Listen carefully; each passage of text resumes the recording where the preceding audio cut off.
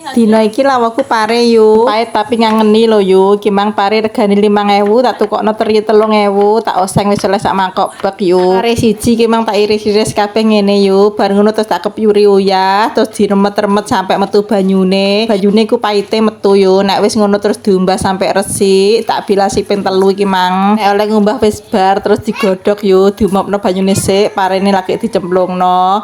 Nah, bar ngono terus digoreng terine. Teri iki mang yu diumbah sik sampai resik. Digoreng sampai garing, baru ngono diangkat, terus disisihno sik. Ngono terus sisane goreng teri mang dienggo gangsa bumbune bawang brambang, lombok abang, lombok setan, tomat sing wis diirisi kabeh yo digongso sampai layu. Aja lali dikai uyah saithik wae, dikai gula, dikai kaldu bubuk utawa micit. Diudek-udek neh sampai bener-bener layu, lebokno pare sing digodhog mang lho yo.